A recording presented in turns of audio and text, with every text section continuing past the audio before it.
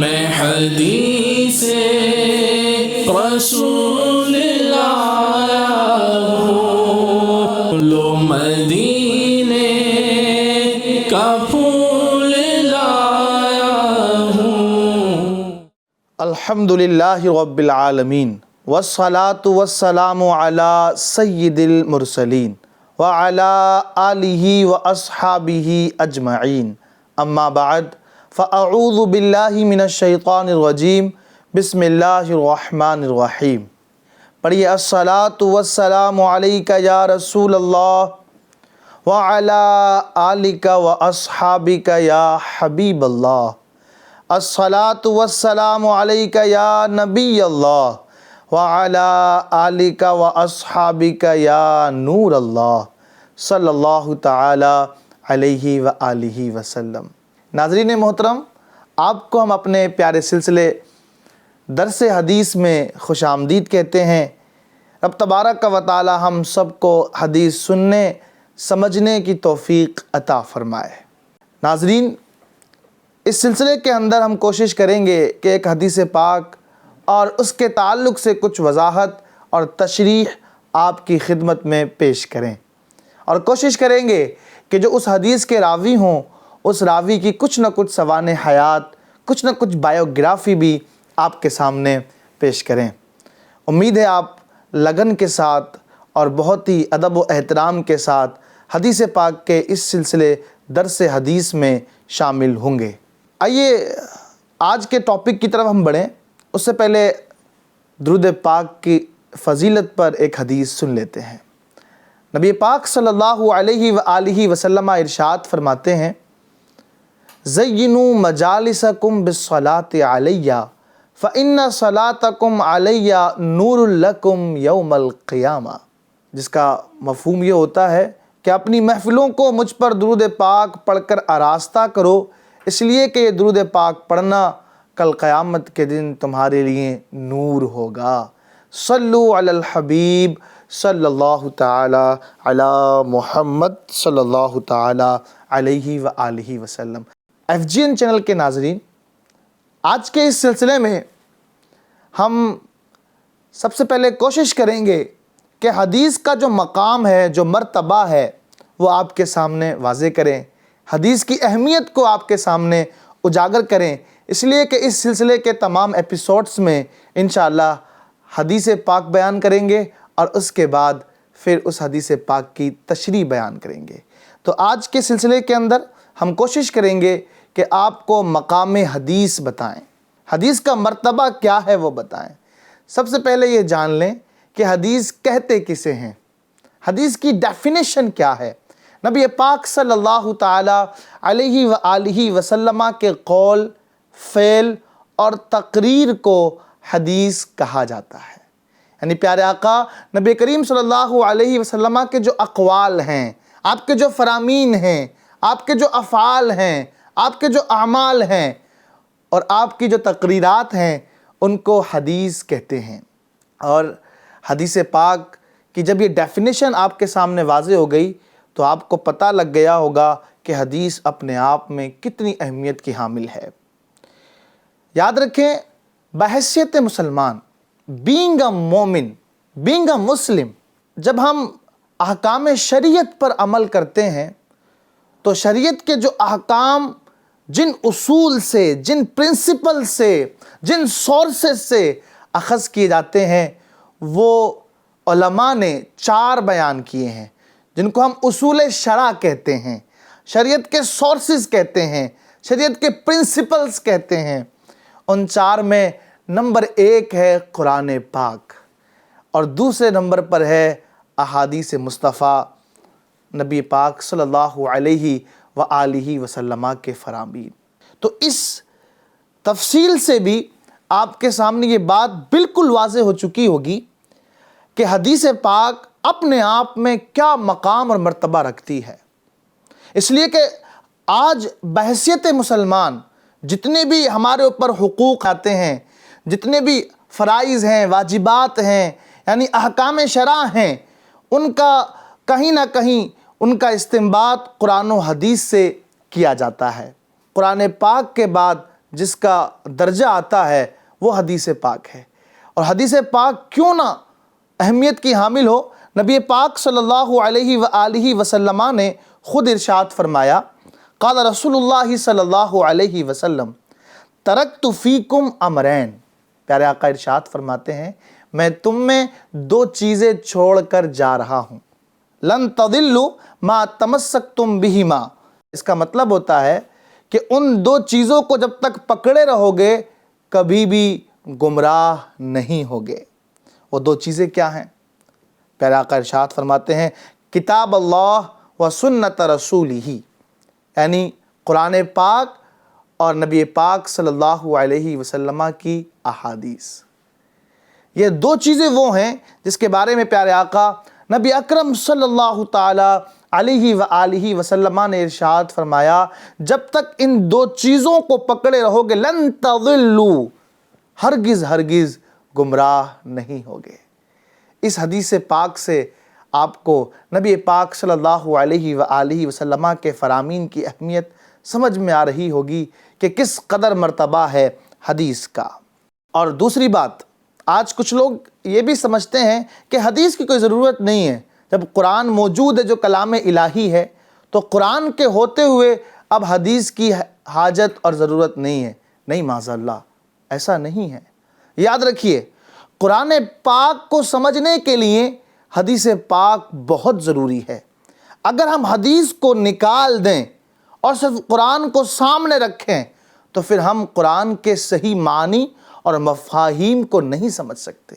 قرآن کے صحیح میننگز اور قرآن کی تشریحات جس میں وہی تو حدیث ہیں۔ حدیث نے ہمیں بتایا کہ قرآن کے الفاظ کے کیا کیا معنی ہیں۔ احادیث میں پیارے آقا نبی کریم صلی اللہ علیہ وسلم کے افعال کے ذریعے ہم نے سیکھا ہے کہ قرآن کریم میں جو فرمایا گیا اقیم الصلاۃ، نماز قائم کرو، اب یہ صلاۃ کا جب ہم ڈکشنری میں معنی تلاش کرتے ہیں تو اس کے معنی بہت سارے آتے ہیں، لیکن جو نماز ہم پڑھ رہے ہوتے ہیں، جو اس کا ہم ترجمہ نماز کرتے ہیں، کیا یہ معنی ڈکشنری میں ملتا ہے؟ نہیں، ایسا نہیں ہے، بلکہ ہم نے صلاۃ کا جو معنی نماز سمجھا ہے، مخصوص افعال سمجھے ہیں، یہ آقا کریم صلی اللہ علیہ وآلہ وسلم کی حدیث پاک کے ذریعے سمجھا ہے۔ تو یاد رکھیں، حدیث کے بغیر قرآن کو سمجھنا ناممکن ہے، سمجھا ہی نہیں جا سکتا۔ اسی لیے جس طرح قرآن اہمیت کا حامل ہے، قرآن شریعت کے اصول میں نمبر 1 پر آتا ہے، ویسے ہی قرآن کو سمجھنے کے لیے، شریعت کی باتوں کو جاننے کے لیے، قرآن کے معنی کو سمجھنے کے لیے حدیث کو سمجھنا بہت ضروری ہے۔ اس لیے جو یہ کہتا ہے کہ حدیث کی ضرورت نہیں، معاذ اللہ صرف قرآن کافی ہے، آقا کریم فرماتے ہیں میں تم میں دو چیزیں چھوڑ کر جا رہا ہوں، لن تضلوا، ہرگز گمراہ نہیں ہوگے جب تک تم ان دونوں پر عمل کرتے رہو گے۔ ان میں ایک ہے کتاب اللہ قرآن اور دوسرا ہے سنت رسول ہی، اللہ کے رسول کی احادیث۔ اس لیے وہ بہت بڑی غلطی پر ہے، وہ بہت بڑے دھوکے میں ہے جو یہ کہتا ہے کہ حدیث کی ضرورت نہیں ہے۔ ناظرین محترم، آپ نے حدیث پاک کے ذریعے سمجھ لیا کہ کس قدر حدیث کی اہمیت اور کس قدر حدیث مقام رکھتی ہے اسلامی احکام کو جاننے اور سمجھنے میں۔ آئیے قرآن پاک کی ایک آیت مبارکہ کے ذریعے اس کو سمجھتے ہیں۔ قرآن پاک میں رب تبارک و تعالیٰ ارشاد فرماتا ہے اور ہم نے آپ کی طرف اس یادگار کو اتارا لِتُبَيِّنَ لِلنَّاسِ مَا نُزِّلَ إِلَيْهِمْ، تاکہ محبوب آپ بیان کر دیں جو ان کی طرف اتارا گیا، یعنی قرآن جو اتارا گیا ہے اس کا بیان جو ہے یہ نبی پاک صلی اللہ علیہ وسلم کی احادیث سے ہوتا ہے۔ یعنی قرآن پاک میں خود فرمایا گیا کہ اے محبوب ہم نے آپ کی طرف اس یادگار کو اتارا تاکہ آپ لوگوں کے سامنے اس کو بیان کر دیں جو ان کی طرف اتارا گیا۔ یعنی اگر قرآن کو سمجھنا ہے تو آقا کریم صلی اللہ علیہ وآلہ وسلم کے در اقدس پر حاضر ہونا ہوگا، آپ کی احادیث کو پڑھنا ہوگا۔ مصطفیٰ کریم کے فرامین کے بغیر ہم قرآن کریم کو کما حقہ نہیں سمجھ سکتے۔ اس لیے حدیث اپنے آپ میں بہت اہمیت کی حامل ہیں۔ اس کی ایک مثال کے ذریعے میں آپ کو سمجھانا چاہوں گا کہ بغیر حدیث کے قرآن سمجھنا کیسے امپاسبل ہے۔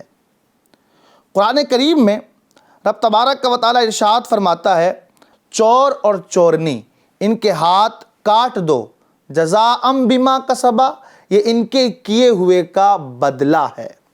اب یہاں پہ دیکھیں قرآن کریم کی اس آیت مبارکہ کے اندر چور کی سزا بتائی گئی کہ چور کی سزا ہاتھ کاٹنا ہے، لیکن کون سا چور؟ کیا جو پین چرا لے اس کے بھی ہاتھ کاٹے جائیں گے؟ جو 5 روپے کی چیز چرا لے اس کے بھی ہاتھ کاٹے جائیں گے؟ اب ہاتھ کاٹ دو، اب ہاتھ کہاں سے کاٹنا ہے؟ یہاں سے کاٹنا ہے، یہاں سے کاٹنا ہے، یہاں سے کاٹنا ہے، کہاں سے ہاتھ کاٹنا ہے؟ اس کا بیان قرآن پاک میں موجود نہیں ہے۔ اس کا بیان میرے آقا نبی پاک صلی اللہ تعالی علیہ وآلہ وسلم نے بیان فرمایا۔ آپ کے حدیث سے علماء نے استنباط کیا ہے کہ اسی چوری پر ہاتھ کاٹا جائے گا جو چوری کم از کم 10 درہم کی مالیت کے برابر ہو، یا پھر اور ہاتھ کتنا کاٹا جائے گا اس کے بارے میں بتایا گیا کہ ہاتھ یہاں تک نہیں بلکہ پہنچوں سے ہاتھ کاٹا جائے گا۔ یہ جو پہنچا ہوتا ہے اس سے ہاتھ کاٹا جائے گا۔ تو اب آپ غور کریں کہ قرآن کریم کے اندر تو ان دونوں چیزوں کی وضاحت ہے نہیں۔ اگر حدیث کو نکال دیں اور صرف قرآن کو سامنے رکھیں تو مجھے بتائیں کیا جو چوری کی سزا قرآن پاک میں بیان کی گئی ہے اس کو نافذ کرنے پر ہم قادر ہو سکتے ہیں؟ اس لیے کہ پتہ ہی نہیں چلے گا کون سی چوری کا بیان ہے، یہ بھی معلوم نہیں ہوگا کہ ہاتھ کہاں تک کاٹنا ہے۔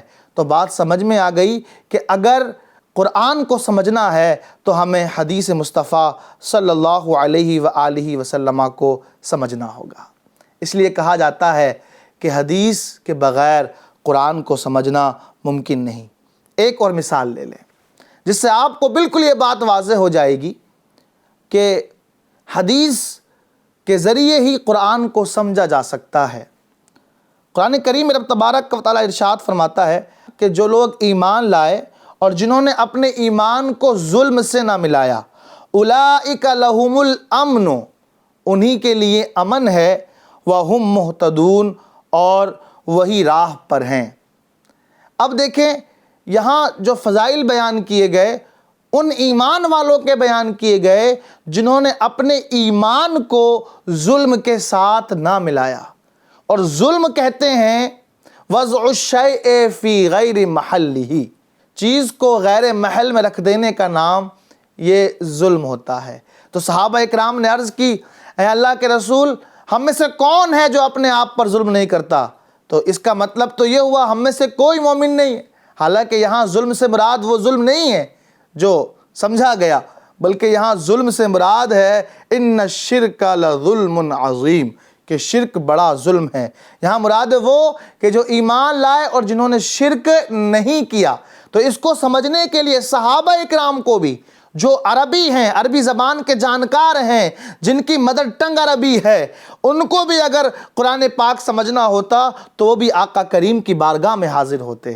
تو ہم لوگ تو عربی بھی نہیں ہیں، عربی بھی نہیں جانتے ہیں، تو لہٰذا یہ کہنا کہ قرآن کو بغیر حدیث کے سمجھا جا سکتا ہے یہ سراسر غلطی ہے۔ اس لیے کہا جاتا ہے کہ قرآن کو ہم حدیث کے بغیر نہیں سمجھ سکتے۔ اٹ از امپاسبل، یہ ناممکن چیز ہے۔ FGN چینل کے ناظرین، اور آسان کرنے کے لیے میں آپ کو اور بتا دوں، قرآن کریم میں فرمایا گیا اقیم الصلاۃ، نماز قائم کرو۔ اب نماز پڑھنے سے پہلے اس کے کچھ فرائض ہوتے ہیں، کچھ واجبات ہوتے ہیں، نماز کی کچھ شرطیں ہوتی ہیں، ان سب کا تفصیلی بیان تو قرآن پاک میں موجود ہے نہیں۔ اگر صرف قرآن ہی ہو، حدیث پر عمل نہ کیا جائے، حدیث کو اگر نکال دیں تو پھر یاد رکھیے گا FGN چینل کے ناظرین، پھر ہم قرآن پاک پر عمل نہیں کر سکتے۔ اس لیے قرآن پاک پر عمل کرنے کے لیے بہت ضروری ہے حدیث پاک، حدیث مصطفیٰ صلی اللہ تعالی علیہ وآلہ وسلم کو سمجھنا اور اس پر عمل کرنا۔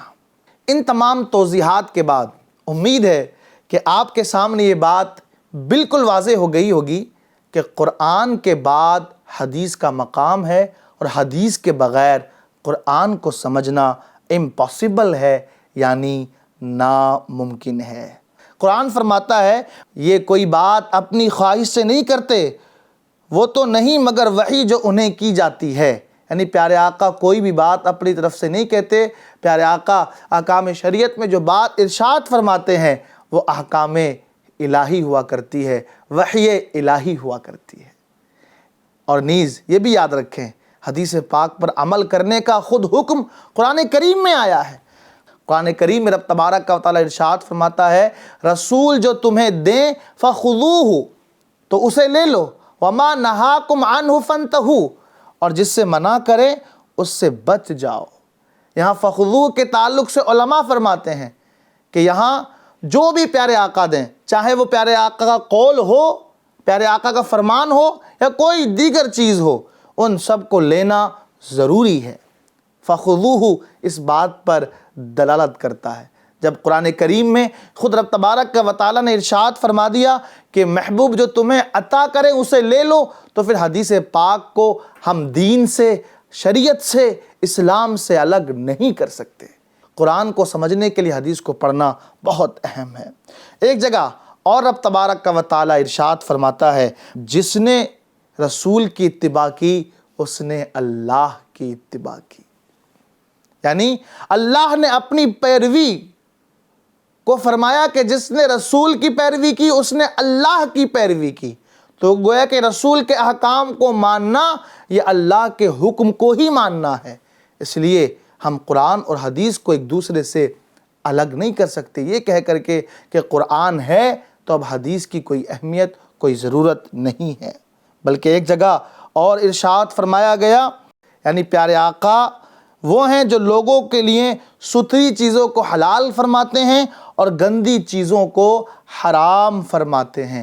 یعنی پیارے آقا نبی پاک صلی اللہ علیہ وسلم صرف رب تبارک و تعالیٰ کی طرف سے مخلوق کے لیے، بندوں کے لیے قاصد ہی نہیں ہیں، بلکہ پیارے آقا نبی اکرم صلی اللہ تعالیٰ علیہ وآلہ وسلم شارع بھی ہیں۔ چیزوں کو حلال و حرام کرنے کا اختیار بھی رب تبارک و تعالیٰ نے اپنے محبوب نبی پاک صلی اللہ تعالیٰ علیہ وآلہ وسلم کو بھی عطا فرمایا ہے۔